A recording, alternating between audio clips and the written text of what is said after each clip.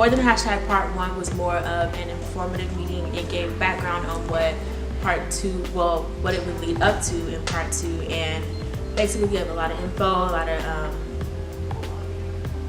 scenario situations that we would go more into depth in Part 2. From More Than Hashtag Part 2, I feel like our members took away a lot more knowledge than what they had when they entered the room. A lot of people aren't aware of what they can and can't do in certain situations when it comes to law enforcement. A lot of people came into the room with a pretty negative viewpoint on law enforcement, and there was a really bad negative connotation to the term law enforcement, and it may have adjusted and reevaluated some things for a lot of people, and like I said, educated them on things to do and things not to do when it comes to any form of law enforcement. This meeting was empowering because it brought a lot of people together to know that as a college student, every day we go through the same things every day, whether it's good or bad. So it really shed like a positive light on how to like deal with stuff every single day. Spiritually, mentally, physically, so it was a very, very good meeting. For me, I never really struggled with depression like that, but you know what I'm saying. Every now and then I should get a little stressed, so it was very like a coping mechanism, to say the least, to know that we had somebody to speak on it.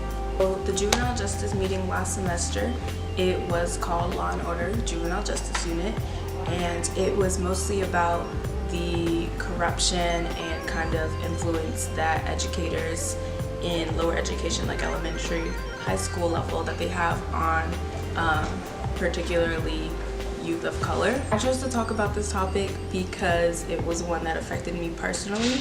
I started out in elementary school in like Dallas, Garland area, and then my mom, because she wanted me to have more opportunities and better access to education, we moved to Plano. And so like the little time that I did have in those like lower socioeconomic like schools, I could easily see the difference from like music programs or just like art programs and internship opportunities, job opportunities. A lot of that didn't have, there wasn't in lower socioeconomic cities. So yeah, that was something that just resonated with me personally. To express our goals for the year and really finding people within the org like that have similar goals or like that can hold you accountable. It was also like to prepare us to face like anxiety and depression and ways to cope with like things like that during the year. My favorite part of the meeting was at the end when we all made our vision boards, because we just cut on some music and we were all just really laughing and like joking around, just having a good time, like while also writing out our goals and things we wanted to accomplish this year. Our first meeting of this semester, so I feel like we really came back hard. We came back with something that was relatable to all college students, not just like black people. It just spanned across a lot of different things for us. Well, for this meeting, I would say that it was mostly to commemorate and look at all the lives we had lost, mostly in police brutality. Terrence Crutchy, all the names that we can think of that were hashtags on Twitter. Hence the name of the meeting, more than just a hashtag. This meeting came about when the UNT NAACP 6853 asked our CAST, which is a theater arts program here in North Texas, if we could come together and probably show like small scenarios of the incidents and act it out, and just give people a background of everyone who we've lost in the police brutality.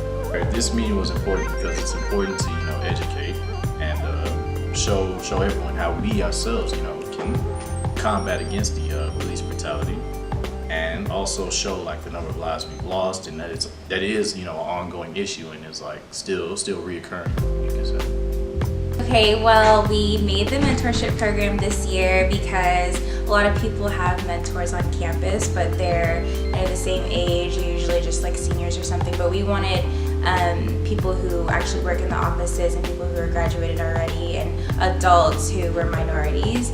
That's helped a lot because I know my mentor, for example, she's helped me with like my career and like finding out about these scholarships that I never knew about and loans I never knew about, and just trying to make sure that I'm on the right track for school, whereas my mentors who were seniors, they couldn't really help me with stuff like that. I think that the mentorship program changed the game because every other mentorship program that I've been in, it's been student with student, and this one was student with faculty member or staff member. And so you're able to connect with someone who's older than you, more mature than you, already has been through college, already been through life, and to tell you what's right or what's wrong, who's not able to judge you and stuff like that.